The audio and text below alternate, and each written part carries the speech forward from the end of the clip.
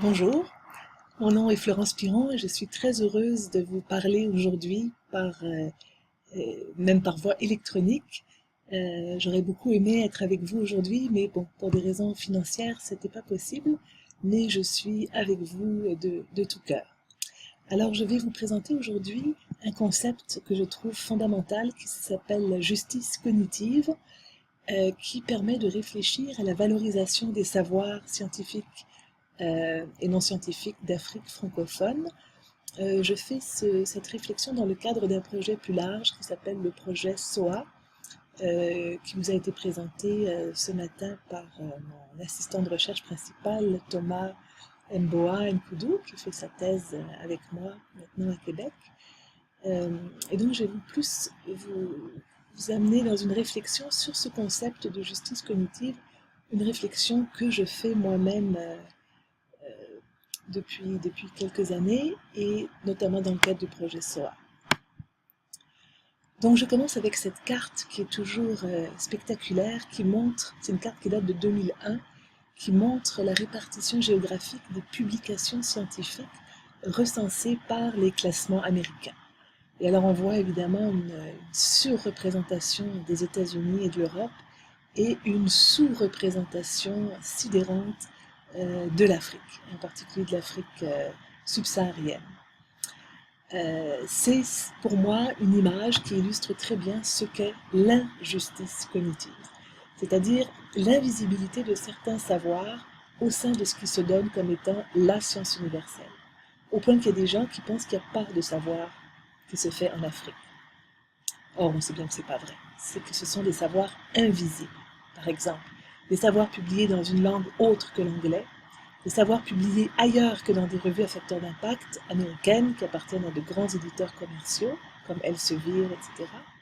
Les savoirs métissés, c'est-à-dire imprégnés de savoirs locaux, savoirs traditionnels, savoirs pratiques, et les savoirs issus de recherches participatives, citoyennes, qui impliquent des acteurs de la société civile.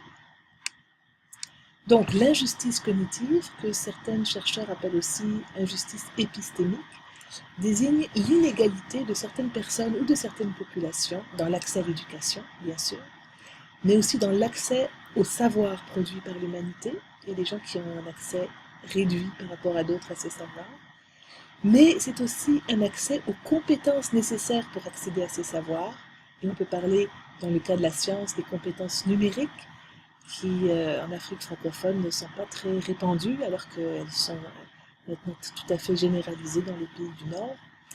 Et c'est aussi l'inégalité de certaines personnes par rapport à la possibilité de diffuser ou de faire connaître les savoirs qu'elles produisent, notamment les chercheurs d'Afrique francophone.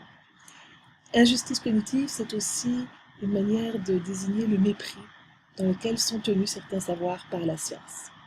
Inversement, la justice cognitive, c'est un idéal d'égalité et de respect mutuel entre des détenteurs de savoirs variés, notamment entre les chercheurs du Nord et du Sud, et entre les chercheurs et les non-chercheurs, que ce soit dans les pays du Nord ou les pays du Sud.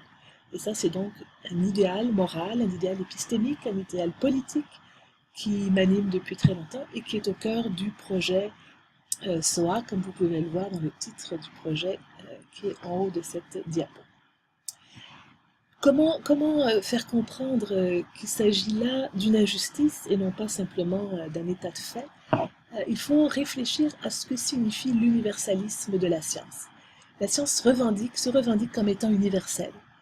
Mais ce qu'elle veut dire, c'est que dans le fond, seuls les savoirs produits par son cadre normatif sont universellement valides, alors que les savoirs locaux ne seraient valides que localement et seraient donc moins importants, moins fondamentaux que les savoirs universels de la science. Alors qu'est-ce que c'est ce cadre normatif qui permet de séparer les savoirs scientifiques de tous les autres? C'est tout ce que les chercheurs apprennent à l'université. La méthode scientifique, l'évaluation par les pairs, la référence aux résultats antérieurs, la manière de citer les auteurs, l'absence de subjectivité et d'émotion, il faut écrire au « nous » comme si c'était suffisant pour effacer la subjectivité du chercheur, l'absence de référence au contexte social et historique, et le refus que la recherche soit influencée par les besoins de la société civile. En fait, ce cadre normatif, c'est le cadre normatif du positivisme. Cette conception de la science positiviste est vraiment dominante dans le monde scientifique actuel, notamment anglo-saxon, mais aussi, comme j'ai pu le constater, dans les universités africaines. Or, cette conception positiviste de la science est très contestée désormais, notamment par tout le domaine de recherche qu'on appelle les études sociales des sciences, en anglais Social Studies of Science, sociologie de la science, anthropologie de la science, histoire de la science, etc.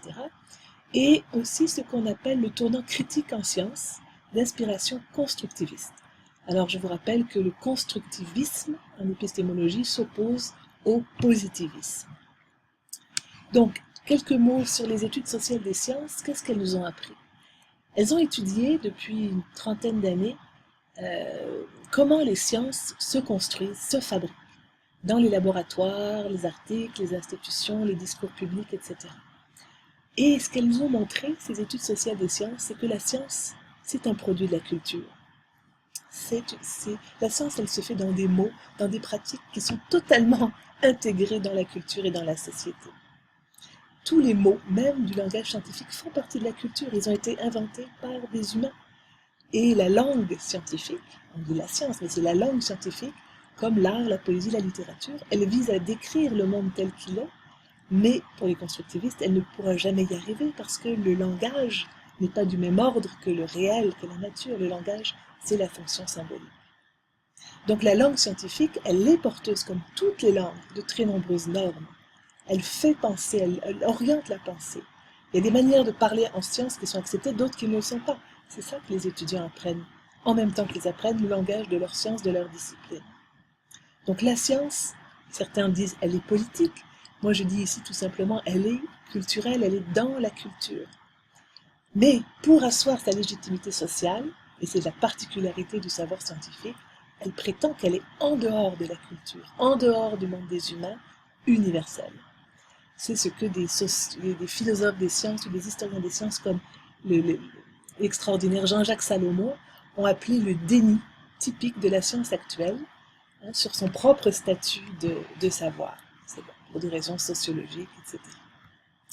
Le tournant critique en science cherche à sortir de ce déni et à bâtir une nouvelle légitimité pour la science qui prend comme point de départ son statut de produit culturel. Donc, l'idée, c'est qu'on peut tout à fait reconnaître que la science est ancrée dans une histoire, mais que ça ne la dévalorise pas. C'est un savoir qui a ni plus ni moins de valeur que tout autre savoir. Et le savoir scientifique, il est né en Europe, dans des circonstances bien précises. Il a toute une histoire qui explique ce qu'il est devenu. Et le reconnaître, ça ne dévalorise pas la science, mais ça permet de questionner les normes, justement. Et notamment, tout ce qui, dans ces normes, conduit à l'exclusion de certains savoirs et à l'injustice cognitive. Donc, le tournant critique en science, qu'est-ce qu'il fait? Il montre d'abord la science en train de se faire, comme le célèbre texte de Bruno Latour et Steve Woolgar en 1989, La vie de laboratoire, ces deux personnes ont fait du terrain dans un laboratoire high-tech de Californie, comme ils l'auraient fait dans n'importe quel contexte culturel, et ils ont découvert toutes les pratiques des chercheurs autour de la machine à café, les conversations de corridor. Ils ont montré comment tout ça est fondamental pour faire de la science et pas seulement les grandes expériences ou les grands travaux scientifiques de laboratoire habituels. Il y a aussi beaucoup de gens qui montrent la place de l'argent et du pouvoir dans la science. Par exemple, on s'aperçoit que les chercheurs, parfois pour faire des articles prestigieux, ils vont frauder, ils vont saboter des données, ils vont inventer des données, ils vont cacher certaines données, et donc on découvre des rétractations d'articles, c'est-à-dire des revues scientifiques dépublient des articles qui ont été révélés comme frauduleux, donc pour des raisons d'argent et de pouvoir. Le tournant critique en science montre aussi les rapports sociaux au sein de la science, que ce soit dans la manière de travailler, dans l'institution universitaire, mais aussi même dans les publications, la manière dont elles sont écrites. Des rapports inégalitaires de pouvoir, des rapports de genre. Il y a beaucoup moins de femmes en sciences que d'hommes, c'est pas par hasard. Et enfin, le tournant critique, dans son côté plus positif, essaye de montrer qu'il y a des savoirs qui pourraient être très utiles à la science, même pour améliorer la science ou pour comprendre le monde en général, qui sont masqués, rendus invisibles par ces normes scientifiques. Donc, je vais vous parler maintenant de façon plus précise de 5 injustices cognitives. Il y a d'abord l'universalisme de la science, qui n'a pas de sens quand on constate qu'une grande partie de la science sur le web est en accès fermé, derrière des murs payants, c'est-à-dire des sites web inaccessibles sauf si on paye. Je vais vous parler aussi de la place sacrée du facteur d'impact, de l'exclusion des savoirs francophones, de l'exclusion des savoirs locaux et de l'exclusion des préoccupations de la société civile. Donc 5 injustices cognitives. Évidemment, la justice cognitive consiste à les combattre. Alors, la première, une grande partie de la science sur le web, la science en ligne, est en accès fermé derrière des murs payants. Ça, les spécialistes du libre accès, les sciences de l'information sont bien au courant de ça.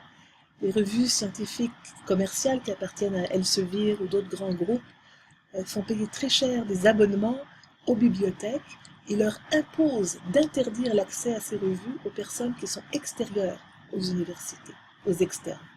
Donc si vous n'êtes pas membre d'une université qui est abonné à telle ou telle revue, si vous voulez y avoir accès, vous devez payer parfois $50 pour avoir accès à juste un article qui est numérique, donc ça n'a aucune valeur matérielle, et vous devez payer par carte de crédit, ce qui exclut d'emblée une immense partie de l'Afrique francophone, que ce soit des étudiants ou même des professeurs. Donc face à cet accès fermé, l'alternative c'est le mouvement du libre accès, un mouvement de résistance. Donc j'imagine que dans le colloque vous en avez parlé, vous allez en parler avec la voie verte qui consiste dans l'auto-archivage par les chercheurs de leurs publications et les revues en libre accès, la voie dorée. Ce mouvement du libre accès n'a de sens que si la science est publiée sur le réseau Internet, en format numérique. Et donc il est urgent que l'Afrique accélère son tournant numérique en sciences. Il existe des astuces pour accéder à des articles fermés. On peut écrire aux auteurs, demander à des amis.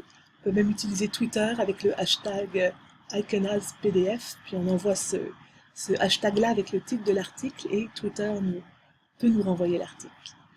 Alors nous avons créé une maison d'édition qui s'appelle les éditions Sciences et Biens communs, qui publie des livres en libre accès. Et notre prochain livre porte justement sur les murs payants et nous sommes à la recherche de témoignages d'articles de personnes qui ont voulu chercher un article et qui sont tombées sur un mur payant.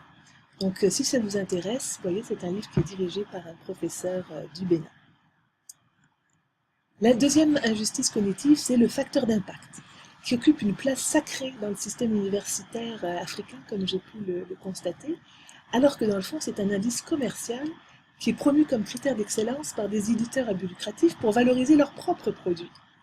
Ce facteur d'impact est de plus en plus critiqué car il traite des revues, c'est un indice, un calcul fait par les sciences de l'information, et il ne dit rien sur la qualité des articles ou du texte d'une personne. Donc ça n'a pas de sens de l'utiliser pour évaluer un chercheur. En plus, on s'est aperçu qu'il y a les revues parfois tournent les coins ronds pour monter leur facteur d'impact. Et il faut se rappeler qu'on peut citer un article soit parce qu'il est bon, soit parce qu'il est mauvais. Et donc une revue qui ne publie que des mauvais articles peut avoir un très fort facteur d'impact. L'alternative au facteur d'impact, c'est les dépôts institutionnels, la voie verte du libre accès, parce qu'un article qui est déposé dans un dépôt institutionnel, une archive ouverte, en libre accès, va être accessible à tous, peut être consulté, téléchargé et cité en fonction de sa qualité intrinsèque, de sa valeur, et non pas en fonction de la revue dans laquelle il est publié. Et donc il y a tout un système en ce moment qui se met en place de métriques alternatives qui mesurent l'impact d'un texte, et non pas de la revue dans laquelle il est publié, le texte lui-même, en fonction de sa circulation sur le web. Donc il faut absolument, encore une fois, je le répète, que la science africaine aille davantage sur le web pour profiter de ces outils de valorisation des savoirs. Troisième injustice cognitive, la langue de publication. Alors, les classements des revues, des universités, etc. sont faits par des groupes à but lucratif basés dans le monde anglo-saxon. Thomson Reuters pour le Web of Science, Elsevier pour Scopus. Ces groupes ne connaissent pas les revues scientifiques qui sont dans d'autres pays. Ça ne les intéresse pas, ils ne comprennent pas la langue. Sauf parfois, comme des groupes comme Cielo en Amérique latine, qui a des revues très lues, ben là, pour des raisons lucratives, tout à coup, ils s'y intéressent. Sauf que j'ai pu constater ça, qu'en Afrique, il y a des pressions pour que les chercheurs non anglophones publient quand même en anglais, dans les revues anglaises de ces groupes de revues. Et pour moi, c'est une totale injustice cognitive parce que ça double les obstacles. Non seulement c'est difficile d'écrire un article scientifique, de faire de la recherche quand on est en Afrique francophone à cause de manque de ressources, etc., mais en plus, il faut la publier en anglais. Alors, c'est une double injustice. Et en plus, les articles, si mettons un chercheur africain francophone réussit à publier un article en anglais dans une de ses revues, ben, la plupart des universités de son pays ne pourront même pas y accéder. Non seulement c'est pas dans la langue, mais ce sont des articles payants.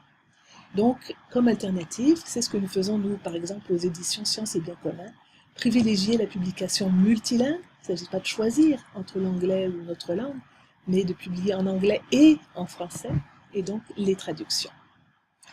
Quatrième injustice cognitive, l'exclusion des savoirs locaux, des savoirs traditionnels, de la littérature grise de la science. Ces savoirs sont dévalorisés parce qu'on dit qu'ils ont été produits en dehors du cadre normatif de la science, ils ne seraient pas scientifiques. Mais ce sont des savoirs, ce sont des interprétations de la réalité qui peuvent très bien coexister avec la science. Ce sont des ressources pour comprendre le monde. Et l'idéal de la justice cognitive, c'est que c'est du dialogue entre tous les savoirs que peut naître une meilleure compréhension du monde. Donc, alternative, valoriser ces savoirs par des processus d'enquête en sciences sociales, par exemple en histoire orale, en ethnographie, tous les spécialistes aussi du travail sur le patrimoine immatériel, et les archiver, encore une fois, grâce au web, à des logiciels un peu comme ceux de la Voix verte, archiver ces savoirs pour qu'ils puissent être transmis et réutilisables. Par exemple, l'Encyclopédie du patrimoine immatériel en Haïti a fait de nombreuses entrevues avec des personnes âgées et archive ça ensuite sur Internet pour que le patrimoine immatériel haïtien survive aux personnes qui le connaissent. Cinquième injustice cognitive, c'est l'exclusion des préoccupations de la société civile dans l'agenda de la recherche. Alors, au nom de la neutralité de la science, et aussi parce que traditionnellement les scientifiques ont peur de l'ingérence des chercheurs, du politique dans la recherche, on se dit la science c'est juste une affaire de scientifiques, on est entre pairs et tous les autres, les impairs, n'ont pas d'affaires, n'ont pas de raison de participer ou de dire quoi que ce soit à la science. Ils doivent être dans une position de respect craintif, si on veut, plutôt que de participation. Or, qu'est-ce que cette posture typique du positivisme génère? Elle génère une science qui est coupée de la société et de l'appui des citoyens qui ne comprennent pas à quoi sert la science. Et quand c'est le temps d'appuyer les scientifiques, etc., les citoyens ne seront pas là. Cette coupure est énorme entre la science et la société, et c'est cette posture-là des scientifiques qui contribue à l'alimenter. Alors bien sûr, certains diront que cette idée que la science doit être réservée aux scientifiques, c'est avantageux pour les experts universitaires, ceux qui sont dedans, parce que ça privilégie un peu leur statut social, leurs avantages, etc. Mais d'un point de vue de développement local durable, c'est tout à fait désavantageux, car on pourrait très bien imaginer au contraire que la science et l'université deviennent des outils de développement, et pas seulement de formation des cadres, etc. Et c'est possible parce qu'il y a des différentes façons d'y arriver. Donc voilà, les alternatives à cette injustice cognitive, c'est ce qu'on appelle la science ouverte ou la recherche ouverte. Par exemple, je vous donne juste 3 grands exemples. Il y a la science participative, ou on dit en anglais citizen science, la science citoyenne. Il s'agit de projets de recherche qui intègrent et reconnaissent la contribution de non-chercheurs à la recherche. Par exemple, en botanique. Alors il y a le projet en France Télébotanica, où des milliers de botanistes amateurs peuvent aller récolter des fleurs, des feuilles, etc., et participer ensemble à un grand inventaire de la faune. Il y a des projets aussi, de la flore, pardon. Il y a des projets aussi, par exemple en Inde, un grand projet où des paysans ont collecté eux-mêmes des échantillons de sol pour les envoyer à un laboratoire, ce que l'équipe de chercheurs n'aurait jamais pu faire. Il y a 90 000 paysans et ça a permis de vraiment avoir une bonne compréhension des conditions du sol pour l'agriculture. Alors c'est la science participative et vraiment je ne peux qu'encourager les chercheurs africains à s'engager dans ce type de recherche. Dans le domaine de la santé et des services sociaux, on parle là plus de recherche-action participative, c'est-à-dire c'est des projets de recherche qui portent sur des groupes, une population, qui va intégrer des représentants de cette population dans l'élaboration et la réalisation du projet de recherche en question. Et puis finalement, on peut discuter de politique scientifique, c'est-à-dire de mettre en débat, d'offrir au débat public les grands thèmes de la recherche qu'un État devrait soutenir. Par exemple, si c'est la désertification, eh bien, au lieu que ce soit quelqu'un qui dise « Ah ben, il nous faut faire de la recherche sur la désertification » ou que ce soit un pays du Nord ou l'IRD qui dise ça, ben, ce serait l'idée de faire un débat public dans la population pour dire c'est quoi votre préoccupation principale, sur quoi aimeriez-vous que nos chercheurs travaillent. Et donc c'est d'ouvrir le débat sur les politiques scientifiques à la population, aux citoyens, à la société civile. Donc voilà 3 exemples de 3 manières de lutter contre l'injustice cognitive qui serait tout à fait faisable dans les universités africaines parce que ça ne demande pas beaucoup d'argent, simplement de la volonté. Par contre, ça demande l'accès libre aux publications scientifiques. Car pour que tous ces citoyens participent vraiment de façon utile et pertinente et soient motivés, il faut qu'ils aient accès à l'information. Il ne faut pas qu'ils se sentent exclus de l'université et du savoir qui s'y trouve. Et donc, de ce point de vue-là, l'accès au web doit être un droit. C'est une grande revendication du projet SOA. Et non un service commercial ou encore moins un privilège.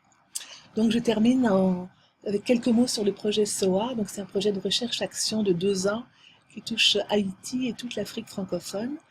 Et son but, c'est de lutter contre l'injustice cognitive de toutes sortes de façons pour établir plus de justice cognitive. Par exemple, nous appuyons le CAMES et des universités ou des groupes de professeurs dans la construction d'archives ouvertes qui pourront rendre visible et accessible la science africaine sur le web.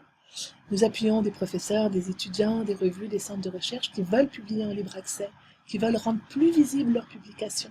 Donc on leur donne des conseils, on leur montre des logiciels, on leur explique comment ça fonctionne. On travaille aussi à développer la culture numérique des doctorants et des professeurs. On les aide à apprivoiser les logiciels de la science ouverte pour qu'ensuite ils aillent les enseigner ailleurs et que ces outils-là se répandent en Afrique pour, encore une fois, combler le fossé numérique entre chercheurs du Nord et du Sud. On appuie des jeunes chercheurs qui veulent faire de la science ouverte. Ça, c'est un très grand plaisir de découvrir tous ces talents en Afrique. On continue de militer pour le libre accès auprès des chercheurs du Nord. On appuie la création de boutiques de sciences dans les universités africaines. Alors, les boutiques de sciences, ça, c'est un concept extraordinaire que j'affectionne particulièrement. Ce sont une sorte de portail, mais avec une vraie personne, entre la société civile et une université. Alors, par exemple, il y a une association je sais pas moi, dans la ville de Cotonou qui a besoin de certains types d'informations, mais ils ne savent pas comment l'obtenir. Alors, la boutique de sciences va aller chercher, solliciter des professeurs et des étudiants pour qu'ils répondent à la demande de la société civile. Donc, il y a de cette manière-là un transfert de connaissances et donc un empowerment de l'association, et en même temps une ouverture de l'université sur ce qui se passe réellement dans sa région. Alors il y a des boutiques de sciences énormément en Europe, quelques-unes au Canada, et puis en Afrique, il y en a juste une à Cape Town en ce moment, mais avec le projet SOA, on appuie 4 groupes d'étudiants et de professeurs qui veulent créer une boutique de sciences dans leur pays. Et puis, finalement, nous avons fait une réflexion sur les objectifs de développement durable. On a préparé une lettre ouverte pour y intégrer la notion de justice cognitive. Et je termine avec cette capture d'écran d'un billet de blog que nous avons publié sur le site du projet SOA. C'est http://projetsoa.org. Donc, c'est un blog d'un jeune chercheur du Niger, un jeune sociologue, qui a compris le paradoxe d'une science qui se dit universelle et qui est fermée parce que les textes ne sont pas accessibles et aussi parce qu'elle est fermée sur elle-même. Elle ne s'intéresse pas assez à la société qui est autour de l'université. Donc voilà un exemple d'un jeune chercheur à qui nous avons permis de publier cet article sur cette réflexion sur Internet dans le cadre d'un blog qui a ensuite été relayé par Google 2-3 jours après sa publication à toutes les personnes qui avaient une alerte sur la science ouverte. Donc, il y a des milliers de personnes probablement qui ont reçu dans leur mail l'article de Amisu. Alors voilà, c'est un exemple d'empowerment. Alors, je ne serai pas là malheureusement pour répondre aux questions parce qu'en même temps que c'est cette conférence, j'ai pu obtenir un rendez-vous avec l'Organisation internationale de la francophonie pour leur présenter notre projet. Donc, mais je pense que Sophie pourra certainement répondre à plusieurs de vos questions au besoin. Alors, je vous souhaite une très bonne fin de colloque et vive le savoir et vive l'Afrique.